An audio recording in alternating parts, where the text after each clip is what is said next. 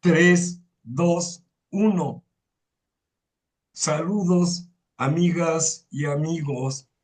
Esta ya es nuestra travesura Beatle número 2 y esta vez tendremos como tema la grabación del long play Please Please Me por parte del cuarteto de Liverpool. Somos sus amigos y nos voy a presentar en pantalla. Salvador Mendiola, aquí presente. Sergio Cardoso, amigos, también presente. Y Gabriel Santos, aunque sea en foto. Eh, Cuestiones de internet y de la cibernética tienen a Gabriel congelado en foto, pero aquí estamos nosotros saludándoles. Somos tres amigos, como pueden ver, con nuestras buenas vivencias ya de largos años de interés y se puede decir pasión por la obra de los Beatles. Hemos creado entre los tres una amistad muy reciente, nos acabamos de conocer hace aproximadamente 2 años y hemos descubierto que tenemos en común recuerdos, pero que también lo que tenemos es una gran pasión por revisar y reconsiderar lo que fue el hecho cultural de los años 60 a través de la obra del Cuarteto de Liverpool y lo que eso luego ha significado tanto en nuestras vidas personales como en la historia de la humanidad. De esa manera, pues primero que nada tenemos la seguridad de que los Beatles pues ya no son solamente una cuestión de cultura rock o pop o de incluso espectáculo, sino que realmente corresponden a un momento histórico interesante, para no decir que fue necesariamente trascendental. Y esa historia comenzó con esta grabación. Se considera, y nos lo explicará en un momento Gabriel, que Please Please Me, al aparecer en el mercado, inició lo que se iba a llamar la Beatlemanía. A mí me interesa señalar primero una cosa importante. Considero que ahora que Internet nos acerca a todos los tiempos y prácticamente todas las imágenes y todas las ideas que son posibles ir acumulando en la noósfera, eh, pero que eso lleva un grave riesgo, que la proximidad a todas las cosas hace que se pierda la distancia en el tiempo y el espacio, que es la realidad donde vivimos y morimos. Y entonces creo que es interesante ahora ya con los Beatles y su obra, hacer memoria cuidadosa de cuánto tiempo ha pasado. En 1963, la gente literalmente se vestía de negro, de café, de azul y de gris si era varón. Y generalmente todo el mundo se vestía como si estuviera en un velorio. Tanto las clases altas como las clases bajas.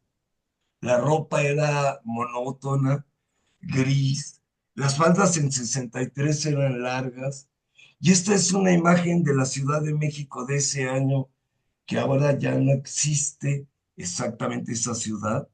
Se ve el caballito de Tolsá en lo que era la glorieta del caballito, ahora está frente al Museo Nacional de Arte y el Palacio de Minería. Se ven edificios que cayeron con el temblor de 85 y luego que se fracturaron más en 17 ya de nuestro siglo. En esa época, para quienes son del siglo XXI y les interesan los Beatles y los quieren pensar con cuidado histórico, no habíamos vivido la revolución de la computadora y el móvil.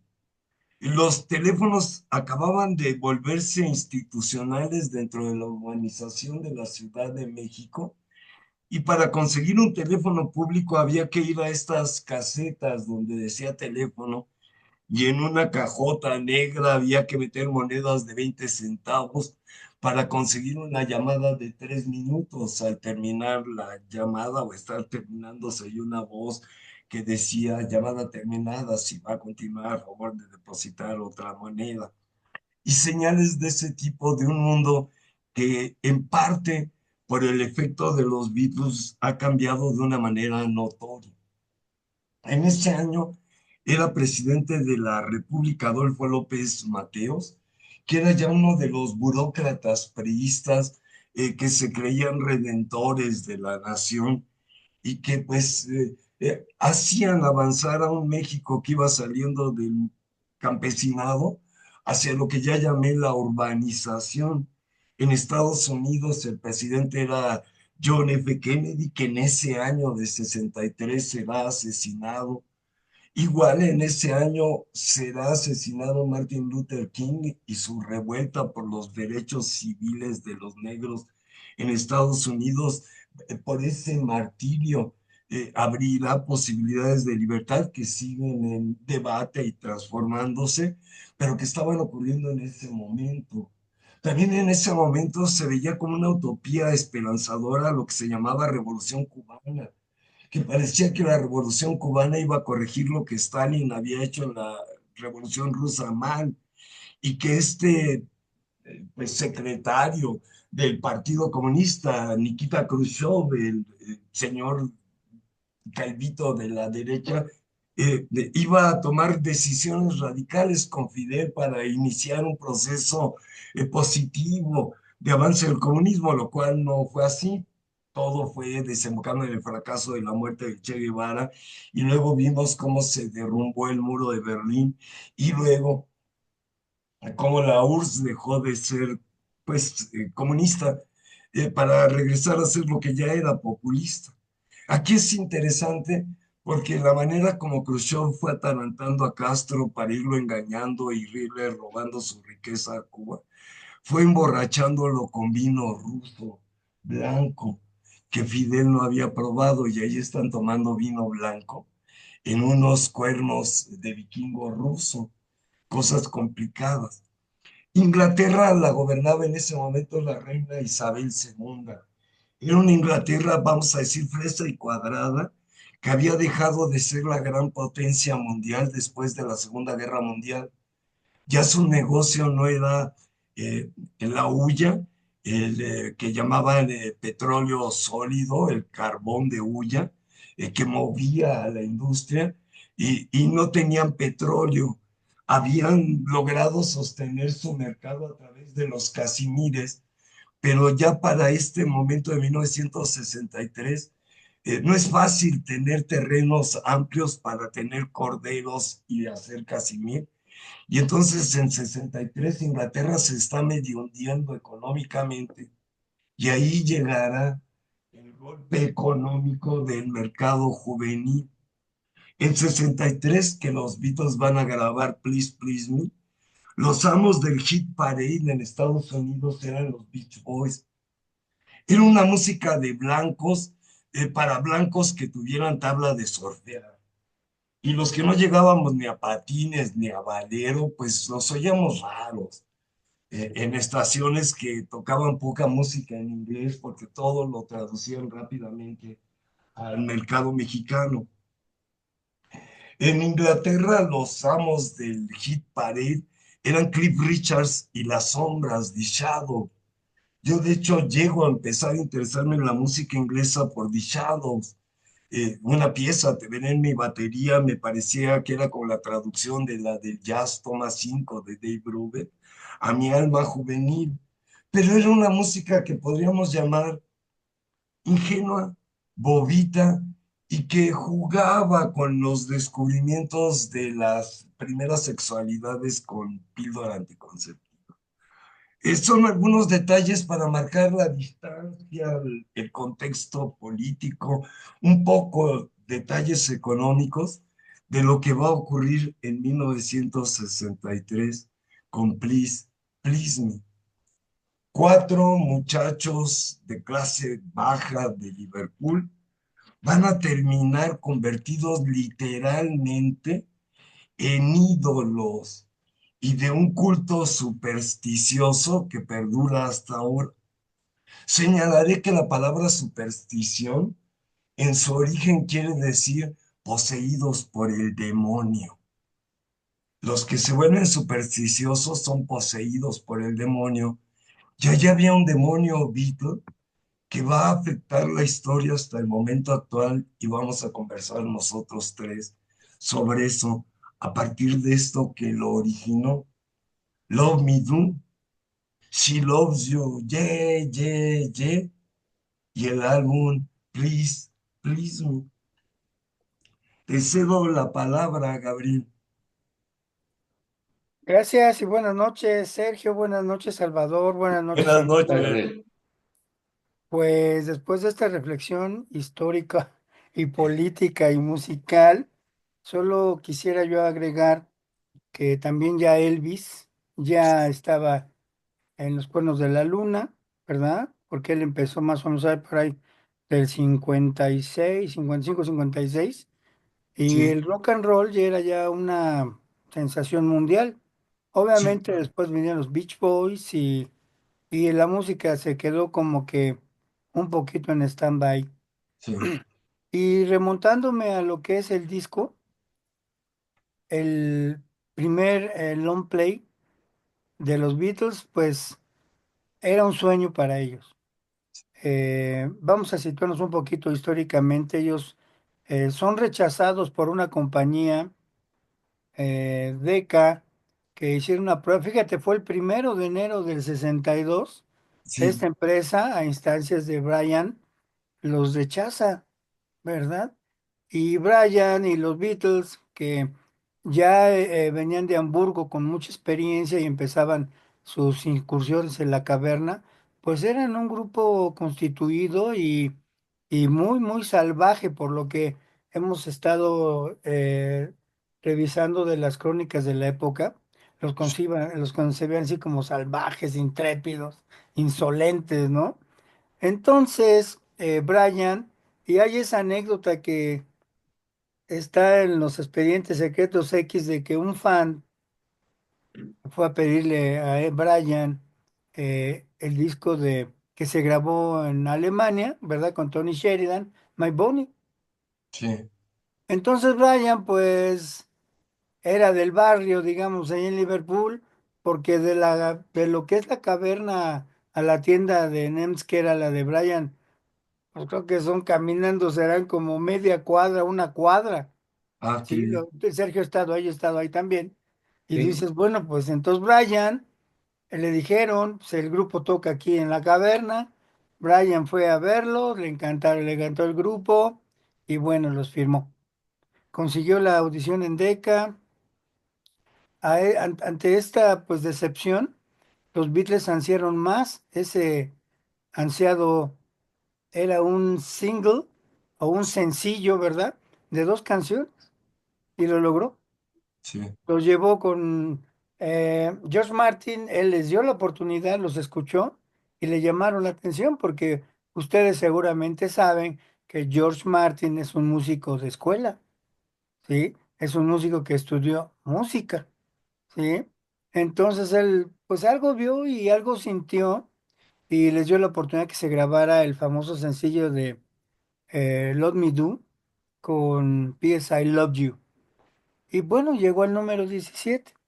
Hay también ahí la travesura de que Brian metió las manos y compró cientos de discos sencillos, ¿verdad? Y que por eso llegaron al número 17. Pero eso Entiendo causó y una gran... ahí te doy un dato. Estuve revisando y él sabía que si compraba 10,000 ejemplares, hacía que en esa semana los Beatles entraran al hit parade de ventas y luego él mismo los distribuyó esos 10,000 en otras discotecas que eran como sus conocencias en la esperanza y la certeza de que se iba a agotar en un instante, lo que como tú vas diciendo pasó. Hasta aquí llega mi nota. Muy bien. También si quieres intervenir, Sergio, adelante. Sí, Bueno, pues entonces Claro. este sencillo eh, empezó a funcionar, como dice Salvador, y pues ante las insistencias de George Martin y Parlophone, que eran en aquella época las que mandaban ahí, no era un sello muy reconocido el Parlophone, sí, entonces les pidieron un nuevo sencillo, los metió al estudio y salió la canción de Please Please Me, con su cara B que era Ask Me Why. sí, Entonces, pues ese sí, no sé si compró Brian los discos, pero llegó al número uno sí, en de Inglaterra. inmediato. Y hay la controversia de que si sí era número uno, que nada más al dos, bueno, eso ya es anecdotario. Entonces, pues ante el éxito, y los Beatles eran nacidos a la BBC, a programas de televisión, entonces ya el interés por el grupo crecía. Y pues surgió la edición de un long play, o sea, un larga duración. Para los que no están muy ciertos con eso, en aquella época en Inglaterra eran 14 canciones. Sí, Entonces, pues los Beatles ya tenían cuatro, ¿verdad? Ya no más iban por 10 canciones. Entonces, les recuerdo que esos estudios de Abbey Road en aquella época cobraban el tiempo de grabación del artista. O sea, no era que llegaran y los íbamos a grabarlos, no. Tenían sus tiempos. Y siendo ingleses, pues George Martin intervino para que les dieran tres sesiones ese día 11 de febrero de 1962. Entonces, para grabar este LP, long play, ¿verdad? Vamos a hablar como LP, tuvieron que tener tres sesiones diferentes, mañana, tarde y noche. En cada una de las sesiones, pues los Beatles ensayaron algunas canciones y grabaron algunas canciones que pues no tuvieron ediciones, no tuvieron lo que llaman eh, grabaciones externas para dar más lucimiento a las voces, etcétera. Fue un disco completamente natural, ¿verdad? Si acaso algunas versiones que se juntaron, como en la famosa de Soy la Morsa y la famosa de Strawberry Fields, que juntaban una toma u otra, las juntaron, que fue el caso de La Vía Ya. Bueno, sí, entonces, miren, les voy a leer ya que ya pusieses ahí la lista de las canciones. Si ustedes ven, y algunos ya lo han, aquí está, todas las canciones no duran más de 3 minutos, porque en aquella época, por exigencias de la misma BBC y a nivel, digamos, Europa, las canciones no deberían de durar más de 3 minutos, fíjate. No sí, deberían durar más de 3 minutos. Entonces, mira, que aquí les voy a leer las canciones.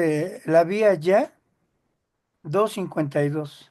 sí, Miseria, 1:47.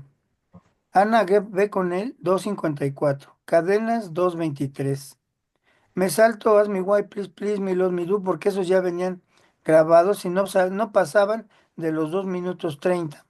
Luego sí, viene Baby Is You con 2:35. ¿Quieres saber un secreto? Con 1:56. A Taste of Honey, 2 minutos, 1 segundo. There's a Place, 1:49. Y Twist and Shout, 2:33. Entonces, aquí vemos cómo las exigencias de las compañías disqueras, los mismos Beatles, que después romperían con muchos moldes, pues hicieron estas canciones para este disco maravilloso, porque en el año de 69 la idea de los Beatles era, vamos a hacer uno parecido como en nuestros inicios, ¿no? Que se iba a ajá, llamar Get Back, pero bueno, pues no se logró, ¿verdad? Las máquinas que tenían o los grabadores o las sistemas de grabación en aquella época eran de 4 canales y grababan directamente del micrófono. Entonces fue una cosa que a mí me admira este disco por la sencillez, por la presentación de los mismos Beatles que tenían, les voy a decir las ilusiones que tenían en esos días los Beatles a la manera de travesura, pues ya tenían el número 17 de Let Me Do, ya tenían el número 1 de Please Please Me, y ellos también añoraban tener un disco y como lo han manifestado en distintas ocasiones en entrevistas. Aquí tuvieron que echar mano de 6 covers, que fue el de Ana, el de Cadenas, Sí, también el de Baby Is You, sí. A Taste of Honey, There's a Place y Twist and Shout. Pero Y muchos han querido decir como que No, eran homenajes a los artistas, a las Shirelles, a los Cookies, que eran como homenajes a estos artistas, al mismo Arthur Alexander, que eran realmente los compositores de estas canciones. Y yo pienso que ellos hicieron un cover con su estilo, ¿sí? cierto, Con su forma de interpretar y de sentir esa canción. Entonces, cuando a mí me empiezan es que este fue un homenaje a sus raíces, pues es como ahorita si alguien, pues no sé, canta una canción de Juan Gabriel, pues no necesariamente le tiene que estar haciendo un homenaje a Juan Gabriel. Otro sí, dato así travieso que me saltó a la vista, pues fue que John ya estaba casado. claro. Tenía 22 años al hacer este disco. em, y Cintia tenía 7 meses de embarazo. Esto me llamó mucho la atención porque yo tenía 22 años y ya casado. Cintia ya, bueno, a los 2 meses nació Julian.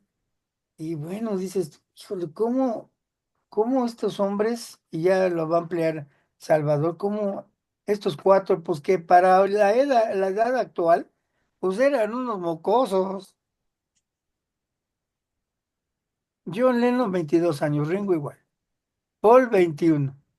Y George, 19 años. Imagínate ya haber grabado un LP que se convirtió en un éxito y que se convirtió como que la piedra angular de una carrera de los 4 hombres musicalmente hablando más importantes del siglo XX.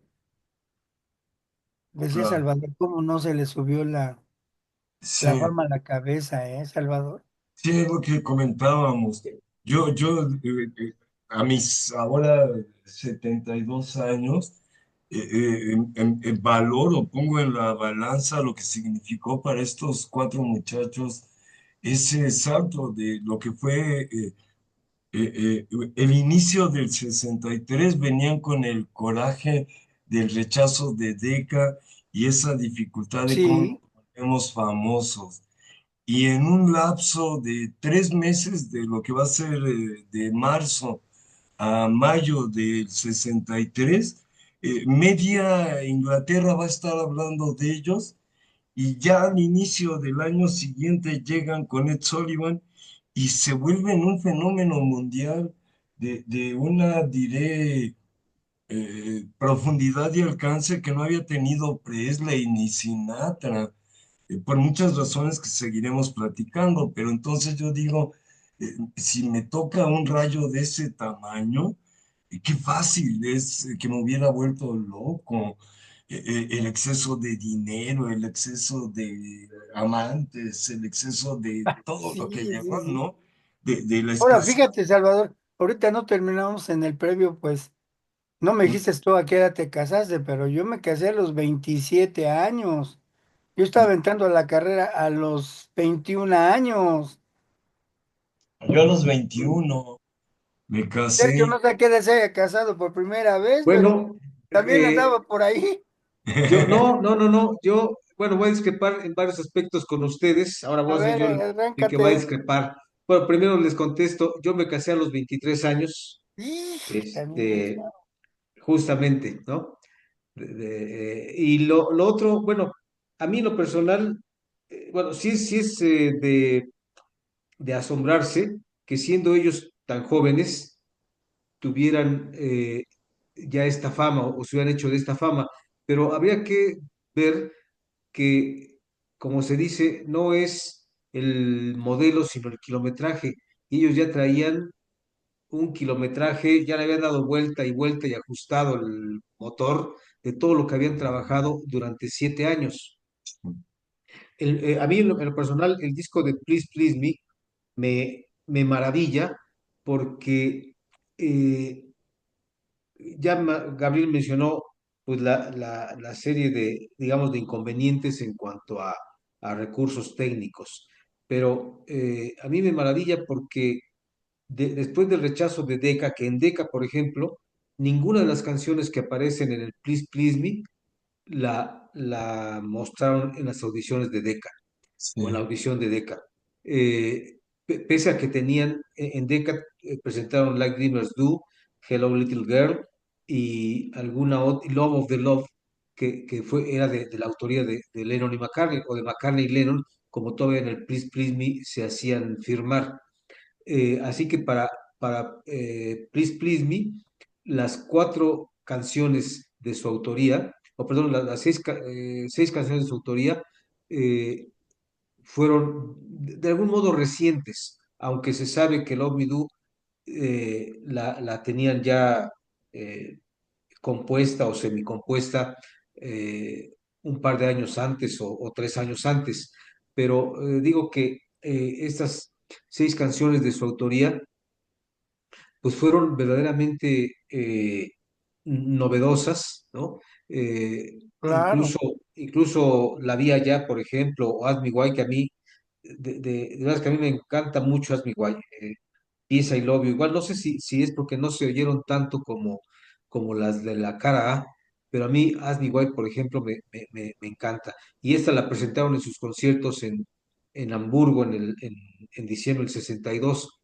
Realmente para ellos el haber grabado este disco, que sí fue una proeza, pues fue como una sesión de conciertos a los que ya estaban acostumbrados. Aquí sumando los minutos que estuvieron grabando, son alrededor de 585 minutos. Digo, en el estudio, ¿no? Porque no es que todo el tiempo hayan estado cantando, pero sí es de reconocerse su talento, su esfuerzo y las tablas que ya tenían. Para ellos me parece que fue como haber hecho un concierto, pero sin público, que era lo que fue la primera idea de George Martin, que quería seguirlos posicionando después del primer número uno como sencillo y quería o propuso que se hiciera una grabación en directo en la caverna, a lo cual ellos al final no lo aceptaron y prefirieron que fuese así como fue, como lo conocemos, una grabación en estudio. Ahora, yo me iría un poquito también más atrás de lo que fue la grabación de Please Please Me. Gabriel mencionó cuatro canciones que se grabaron antes, que yo diría que a partir de allí es cuando empieza Please Please Me, que fue la primera Love Me Do con Pieza y Love You el 4 de septiembre, en donde también, dicho sea de paso, grabaron How Do You Do It, que era una canción que George Martin estaba seguro que llegaría al número uno y se las propuso y ellos se negaron. Y es así, llegó al número uno y él les propuso esta canción porque en la audición que fue de prueba, por lo que no la considero yo como parte del álbum, la audición del 6 de junio del 62, en donde presentaron Love Me Do y Bésame Mucho, Ask Me Why también, a George Martin no le convenció el material y entonces tenía preparada esa canción que ellos cantaron pues con desgano, con toda la intención de que no fuese a publicarse. Y después de eso, a la semana siguiente, otra sorpresa para ellos, que fue la presencia de Andy White en el estudio para sí. sustituir a Ringo, y Ringo fue relegado a tocar las maracas en Ask Me Why perdón, en Pies I Love You y en Love Me Do, pues ahí no tocó. Él ya había hecho su propia versión una semana antes. Y fue hasta noviembre del 62 cuando ya presentaron Please Please Me, que fue la condición que les puso George Martin, de que si no presentaban una canción tan buena como How Do You Do It, tendría que publicar la grabación que habían hecho. Y es ahí donde ellos conquistan el número uno y pasan a la sesión ya del 63, que es lo que ya refirió Gabriel, donde aparecen todas estas canciones que igual comento y estoy de acuerdo. No, no fue un homenaje, eran canciones que ellos les gustaban y por eso las, digo yo, las cantaron con ese sentimiento y con esa convicción, ¿no?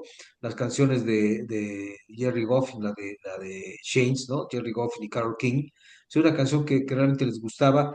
La voz líder la lleva George Harrison y Twist and Shout, pues se ha hablado mucho de esa grabación donde John verdaderamente dejó las amígdalas, ¿no?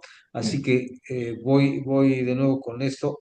Ese disco creo que a los años no se le ha dado el valor que realmente tuvo por ser grabado en las condiciones en las que fue hecho, porque se habla mucho de Abbey Road, se habla del Sgt. Pepper, ¿no? Pero este disco, de verdad que es, ubicándolo en su contexto, un disco genial. Adelante, Salvador. Eh, eh, Creo que uno de los detalles importantes es eh, eh, la habilidad con la que tanto Brian Epstein como George Martin y luego el equipo técnico pues de los estudios adecuaron las condiciones para tratar de capturar, como esperaba George Martin, la bestial novedad de los Beatles. Y creo que creo, Gabriel, que en esta primera grabación lo que usaban era una grabadora con solo dos canales. Por eso buscaron hacer tomas completas, no hacer pastel de edición, porque pues había pocas posibilidades de grabaciones. Y con eso, yo ahora que lo estuve revisando, comparado con otros discos de esa época, tiene una sonoridad propia, algo así como una cualidad que le crece con el tiempo, de que suena, lo que me sonaba primero fresco y juvenil, ahora me suena rudo y callejero en lo que se logró. Luego, eh, eh, es este momento que es la frescura inicial de los cuatro muchachos haciendo música. Ahora que lo volví a escuchar, revisé el importante libro de Ian MacDonald, Revolución en la Cabeza, donde analiza todas las canciones grabadas por los Beatles y confirmé lo que antes me daba como coraje. Y ya ahora si uno oye con cuidado las piezas, pues por ejemplo, John Lennon, yo coincido en Ana, le faltó voz y así podríamos decir que hay unas piezas que son de una maestría, diré, adolescente salvaje, en la vía ya, y luego esa maravilla de twist y gritos, y luego hay momentos de una ternura sorprendente, Baby It's You, que solo Buddy Holly había, creo, logrado antes ser tan versátil en el primer long play. Y recordemos que Buddy Holly y los músicos anteriores, generalmente a los Beatles, armaban sus long plays de éxitos de discos sencillos y los Beatles van a ser prácticamente la primera banda que con nuevas grabaciones vuelve un long play, éxito de ventas, éxito de transmisiones en radio y de puestas en rocolas y sinfonolas. Entonces todo eso ha hecho que Please Please Me reciba una atención muy amplia por muchos puntos de vista. He visto que hay estudios que lo analizan en términos económicos, lo barato que fue la grabación y el dinero que sigue produciendo, lo brillante de la interacción de todas las personas que participaron, porque en un día muy pesado de trabajo para cuatro muchachos que venían de estar trabajando prácticamente todos los días, se llevaron muy bien. No hubo realmente enfrentamientos, choques, y se sintió eso que al fin y al cabo sí fue una realidad, la armonía entre los tres básicos, Lennon, McCartney y Harrison, ya venían, como dices tú, Sergio, muy, muy bien trabajados, venían con muchas tablas y luego con mucha voluntad de volverse mejores cada día, que es lo que hace a los grandes, ¿no? O sea, de no conformarte y exigir más, que es lo que creo que para el mito y la leyenda y la hermosura, es lo que significa que la grabación final fuera Twist and Shout, donde Lennon tenía deshecha la garganta en 12 horas de ese día y 10 horas de grabación, de 10 canciones que grabaron cuando menos unas 5 veces, fue raro que sacaran una a la primera. Tenía, entiendo, la garganta hecha pedazos, al grado de que cuando se van a la cantina o café de Emi a tomar té, todo el mundo toma té, no toman exactamente café, y Lennon toma leche tibia con miel para ver si puede recuperar la voz. Y al pararse frente al micrófono le sale la voz que hizo que ese disco, todavía la gente, hasta los metaleros, mueven la cabeza, como empezamos a mover todos la cabeza con Tristan Shout. Nos puso a bailar, nos puso a gritar, nos puso a brincar. ¿Qué más nos cuentas, Gabriel? Pues agrego a lo que ya dijo Sergio, lo que es tú, fíjate que esta ruptura, que hubo una ruptura cuando yo sí considero que eran chavos y Sí, que el pararte frente a un micrófono en una grabación ya profesional, o sea, es muy diferente a estar en la caverna y en Hamburgo, ¿no? Donde quizás hasta se tomaban dos, tres chelas. Si sí, ustedes ven las imágenes que hemos presentado aquí de la grabación de ese día, los Beatles están con traje y corbata, ¿sí? Porque así se los exigía digamos, la etiqueta del estudio, ¿sí? Y adentro pues se ven ahí sin saco, pero están con la corbata, porque esos estudios metían música clásica, o sea sí, que eran gente, y el mismo George Martin, aquí se ve cómo está corrigiendo a John Lennon, y si John impuso que no se grabara la de How Do You Do It, pero también George Martin en esa combinación, en ese embone, pues sí, también les dijo, a ver, John, esta canción de Please Please Me está muy bien, pero ¿por qué no la aceleramos para que sí, suene un poquito más movida y más rock and rollera? ¿Sí? En ese momento pienso yo que se hizo una armonía, lo que decía Salvador, de esa armonía entre el grupo y los ingenieros, que también estaba este Norman Smith, sí, que, que se hizo una simbiosis, el clásico Yin Yang, donde sí. cada uno de ellos puso de lo mejor de sí mismos. A mí sí me ven, esta foto es increíble porque están ahí los dos cantando como, dice Sergio, pues como si fuera una actuación en la caverna, ¿no? Pero pues Exactamente. sí, sí, sí, sí, pienso que en algún momento les ha de haber impuesto algo eso y la edad pues fue determinante, la juventud por eso yo siempre he creído, ya lo discutimos aquí, ya lo aceptó Sergio, que el verdadero quinto Beatle era George Martin, Sin porque duda. trabajó con ellos desde el Let Me Do hasta algo de Let It Be. Sí, Entonces, estos cuatro jóvenes, porque no te diré que unos niños, sino eran unos santos, afortunadamente, ya tenían como dice Sergio, el el marcaje de su auto ya había corrido, pero híjole, estar en ese estudio, pues eres reverencial. claro. Adelante. Bueno, Sergio, nada más, perdón, habría nada más que comentar que también tenían experiencia en el estudio, en su grabación en Polydor con Bert Kaempfer, que era sí, Bert Kaempfer, ¿no? Un director de música y también gente de conservatorio como George Martin, y también pues la experiencia de haber estado en Decca, que esa fue pues como más rústica.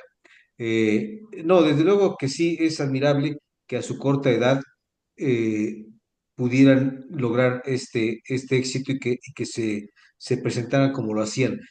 Lo mismo me parece a mí también admirable cómo se presentaban ante la prensa o posteriormente cuando se presentaron ante la prensa en entrevistas, pues esas tablas, ese manejo de, pues de sus conceptos y la manera de enfrentar esas preguntas insidiosas y venenosas, ¿no? O sea, realmente los Beatles trabajaron mucho desde que se iniciaron y lo sabemos por el disco del libro de Mark Lewison, todo lo que nos refiere, todos los conciertos que dieron, todas las presentaciones y ellos mismos, todo lo que ensayaron, compusieron, sus ensayos en casa, en fin, tenían pues, mucho material, pero yo creo que todo eso les dio seguridad, tenían seguridad en sí mismos y Sí, prácticamente podían cantar y tocar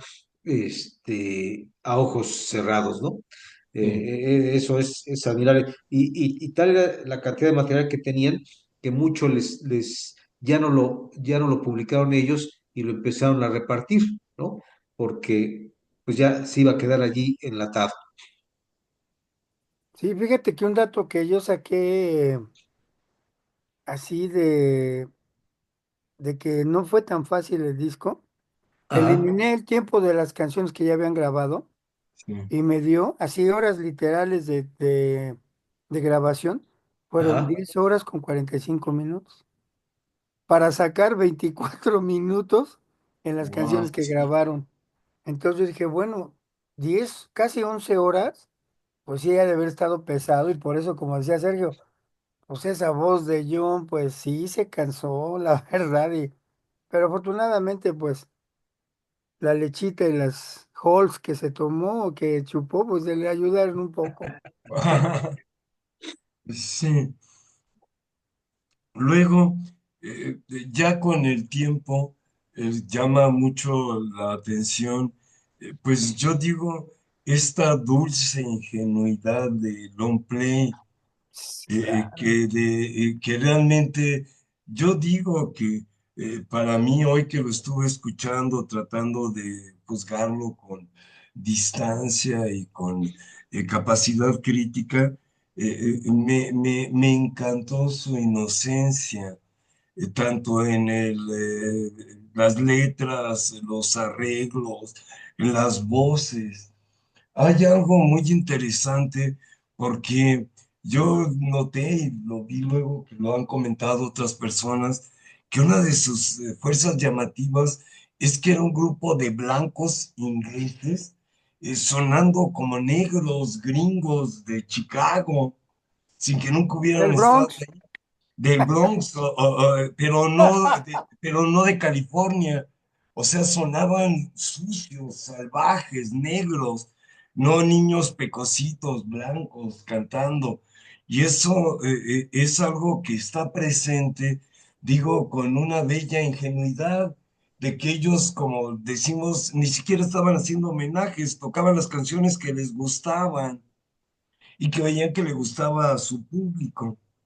Hay un detalle que también me enteré, es que para no grabar en la caverna, demostraron a George Martin, los ingenieros, que en la caverna se iba a producir mucho eco y que iba a ser Mm. muy difícil con esas limitaciones de grabación con las que trabajaban, hacer una grabación en vivo, porque todavía no se podía tener un camión afuera con una consola cuidando la llegada del sonido, y que por eso no pudieron hacerlo en la caverna, y que era una objeción que los Beatles planteaban, que no creían que se pudiera grabar bien en la caverna. La idea de Martin era intentarlo. Los juicios ya a la distancia, pero pues nosotros como lo sabemos, dicen, suenan dulces comparados con los de la caverna. Pues lo creeré entonces me muero de emoción y de sana envidia de imaginarme lo que era oír estas canciones interpretadas en la caverna, todos sudados, tanto público como ellos, y con los debidos alcoholes y pues hasta humo. Algo impresionante debe haber sido eso. Fue la misma dificultad con los Doors de Jim Morrison, meterlos en la frialdad de un disco cuando estaban hechos de público, de gritos. Pero luego se lo ganaron, que es lo que me sorprende, cómo de inmediato el público se dio cuenta que era música para gritar, no solo para bailar y cantar y comprar la partitura y tocarla en tu ukulele, sino para gritar y brincar. Para mí fue un momento interesante, 64, 65, porque la música de los Beatles en las fiestas, meses de casi niños a las que empecé ahí, permitían que estas piezas uno las brincara solo, sin pareja. La música de los Beatles autorizaba que uno brincara solo. No tenías que sacar a alguien a bailar, que era todo un trámite, ¿no? Señorita, me permite que la invite a bailar. No, ya tengo la pieza comprometida. No, ya estoy muy cansada. Voy a bailar con mi primo, ¿no? Y entonces ya mejor no bailaba brincando estas canciones. Ya cuando llegaron a Beatles for Sale, ahí empecé a sentir que ya no había que brincar, sino empezar a escuchar. Y de ahí se fueron volviendo música de oír hasta sin ganas de toser. Me enteré y lo confirmo, que lo único que tenía de pícaro, Please, Please Me, es justamente la canción de Please, Please Me, porque en Estados Unidos unos imbéciles declararon que era una invitación a la felacio o al sexo oral, que era un novio pidiéndole a su novia que lo complaciera en el auto, con una felacio, y no la tocaban al principio en la radio por eso, hasta que personas educadas les hicieron ver que no había nada de eso en la letra y que era una inocente canción de que el Please Please Me era algo así como señorita la saco a bailar, denme esa felicidad, cuando todavía creíamos que el amor se hacía vestido, por ir redondeando los tiempos. Eh, pero, ¿qué más podemos decir para ir Pues mira, concluyendo? les quiero comentar que algo que ahorita estamos haciendo en esta emisión Sí, es rendirle el debido homenaje a este disco. sí, claro. Rolling Stone ha sacado en la famosa revista esta, los mejores 500 álbumes. En la primera edición que hicieron, Sí. al Please Please Me le dieron el lugar número 39. Mm. Bueno, de 500 dices, bueno. Pero ya en la última, pues ya completamente lo ignoraron, el disco. Ah, no puede Siendo ser. que es un discazo para mí. Luego, según de varios lugares de internet, de revistas, de los 13 discos de los Beatles, siempre ponen al disco de Please Please Me por arriba del lugar número 8 o el 9. Aquí tengo otra que dice que es el lugar número 10. Uh, Entonces yo me voy a esto. ¿Cómo podemos analizar, criticar o de alguna manera llegar a una conclusión si no entendemos las raíces de la música del cuarteto? Terminaron con Abbey Road, como sí, decías tú, Salvador, mucha técnica, muchos doblajes, mucha edición, pero aquí estamos oyendo al grupo tal y como era. sí, ¿Sí? Por eso a mí me encantan las grabaciones de la BBC y la prueba que hicieron ahí en DECA, porque son ellos sin mayores doblajes. Entonces, para entender la historia de los Beatles y su evolución musical, pues no debemos de dejar, ahora sí que como la piedra angular que era esta de Please sí, Please Me. sí, Afortunadamente incluyó los dos primeros sencillos, ¿no? Y sí. digo, bueno, si no le dan crédito a este disco, pues pobrecito de Elvis, oye, pobrecito de Little Richard. Y yo digo, pobrecito hasta de Edison, que inventó el fonógrafo. Ándale, pues sí, pues ahora ya Porque, ves que todo es porque digital. es esta cuestión, que es lo que comentaba desde el principio. Siento que estos momentos hace que la gente tenga muy poca memoria real, Eso, sí, tiempo y espacio, y que se pierde lo que sería el buen gusto del pasado. Se quiere vivir muy en el disco de mañana y creer que el disco de ayer ya se murió.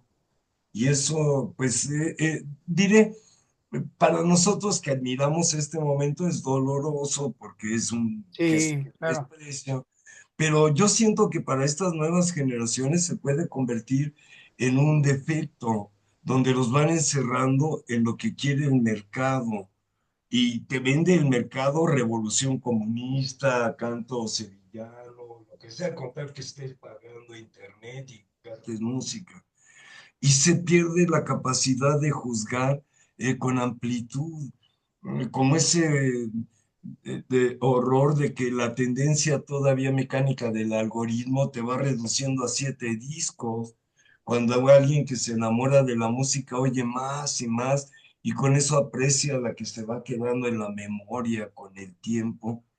Y pues yo diría que dentro de los 10 discos más importantes de la historia de la humanidad, está este y el siguiente, porque con estos dos discos long play, los Beatles cambiaron el mercado de la música popular.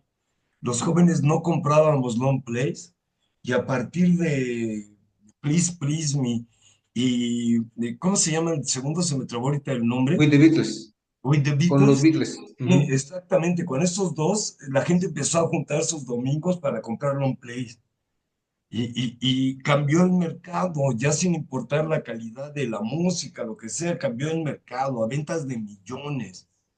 Luego exigieron un nuevo tipo de público que fuera capaz de escucharlos. Ahí yo siento que los Beatles domesticaron a la multitud juvenil de los inicios de los años 60 y ya cuando llegan a The Beatles, el álbum blanco, Abbey Road y Let It Be, ahí ya los domesticamos nosotros. Los Beatles ya trabajan para ese gran público que se ganaron y por eso hacen esas grandiosas canciones. Pero con estos primeros discos, ellos llegaron y nos conquistaron. Si me pongo tétrico, yo me considero la Malinche de los Beatles. Ay, Así, hijo, ¿no? y yo no me paso de su bando y libérenme de estos pinches mexicas tragatortilla. Acuérdate que los españoles le echaron un montón a la Malinche, mano. Exacto. Pero bueno, todo sea por aumentar la mundialización de algo que vamos conversando aquí poco a poco, vamos enlazando. Fíjate que eso, perdóname que me disgregue, pero Oigo. yo no me imagino a un Ajá. canijo español de aquella época, Sí. pues no sé qué le vio a la Malinche, mano, la verdad. A Ah, nuestras nativas, ¿no? Yo veo a alguna mujer nativa y digo, pues a lo mejor esta le haber gustado a don Hernán, man. Qué poco has vivido, muchacho. exacto. Hija. Este, eh, Y veo una en los muchachita así malos que tiempos, decíamos cuerpo de uva, dices, no, pues esos conflictos se resuelven con una bolsa de pan, pero no me quiero meter por ahí porque los linchan. Que más bien, eh, con esto lo que digo es, bueno, sí, ¿qué te parece? Hacemos ya, creo que estamos en tiempo, hacemos sí, una conclusión de la trascendencia del disco y pues, cada quien que dé su opinión, ¿no? sí, correcto. Sergio, Sí, bueno, yo nada más quisiera comentar Sí, sobre las fotografías que estamos presentando, que son cortesía de Gabriel.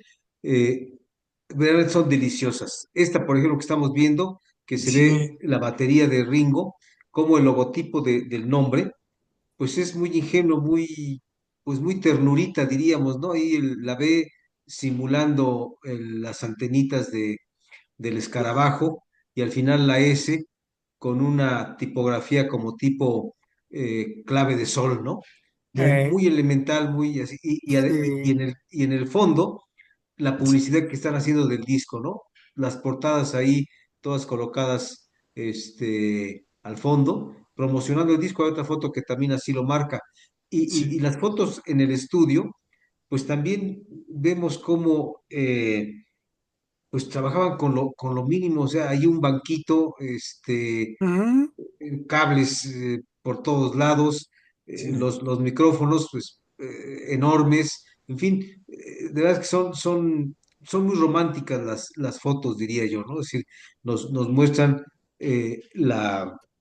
pues, la vida de aquel entonces, ¿no? Ellos ahí, aunque se han quitado el saco, pues siguen guardando una compostura que es importante. Mira, yo hace un par de semanas escuchaba una entrevista con esta cantante mexicana que se llama Marisela, que ajá, me salgo un poco del tema, pero fue la que puso el éxito de esta telenovela que se llamaba Mirada de Mujer, que yo sí vi, lo reconozco, pero que no pienso ver el cover con claro, Angélica, la ex de Peña Nieto. No, decía yo, entonces comentaba ella que su carrera realmente no estaba despegando, ya estaba ya desilusionada. De pronto la llamó Armando Manzanero, le dijo, quiero que tú grabes esta canción. Bueno, todo esto viene a colación porque ella comentó que Manzanero la regañaba seguido porque se presentaba a grabar de mezclilla y él le sí, decía que una cantante así no podía presentarse en el estudio. Ella rebatía diciendo, bueno, pues si nomás no me estoy presentando en un show, nada más vengo a grabar. Dice, pues de todas formas, tiene que haber, se tiene que cuidar la imagen, la presencia, ¿no? Y creo yo que esto también muestra eso. Digo, sí, después cambiaron las cosas, ¿no? Ya no digamos en The Beatles o en Let It Be, en fin, todo esto pues ya las imágenes eran otras, pero aquí bien vestidos. Y una cosa que también quiero destacar, lo, pues vamos a decir, lo importante que es la fotografía.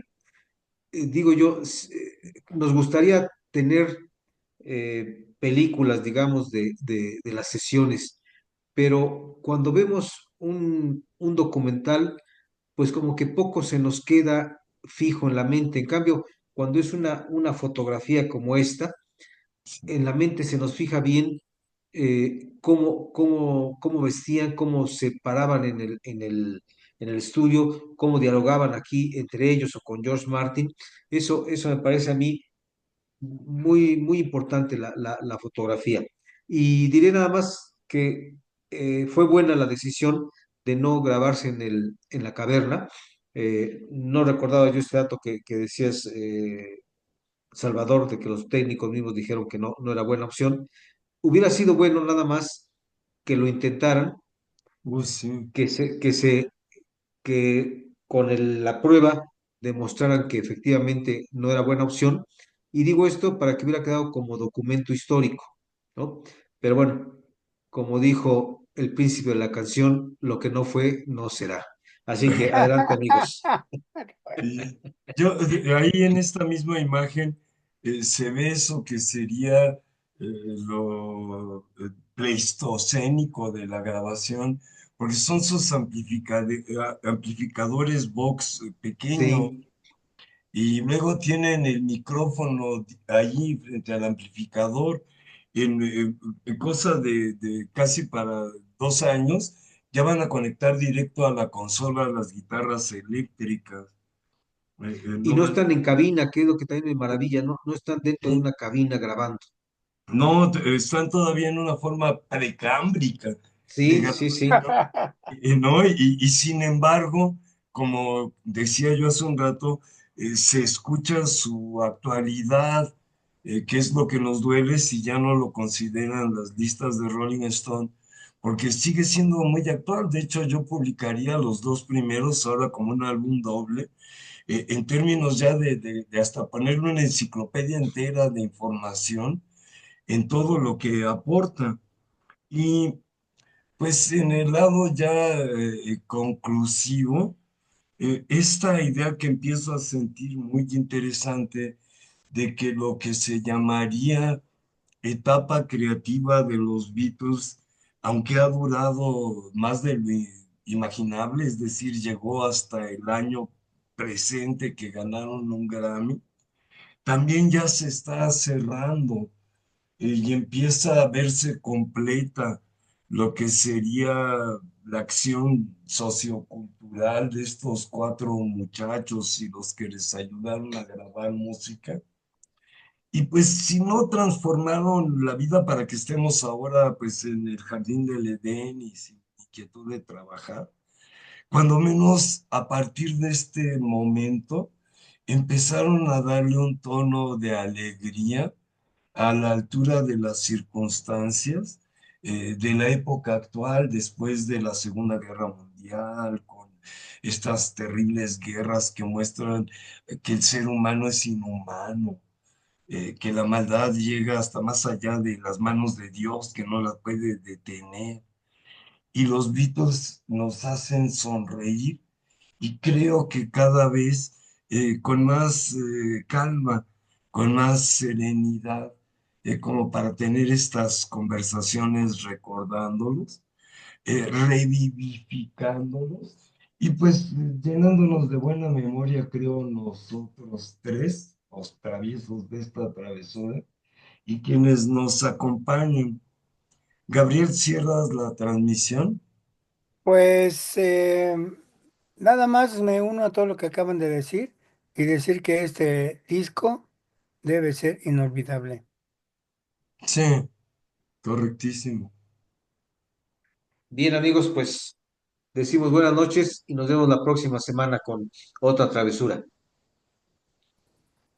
Seguiremos en este plan travieso, locuaz, de no creernos la divina garza envuelta en huevo de los Beatles, y sí tres cuates que platican, ¿no? Desde sus compus, este, de algo que es significativo para la historia de la humanidad y luego de una manera muy, creo, valiosa para nuestras existencias propias.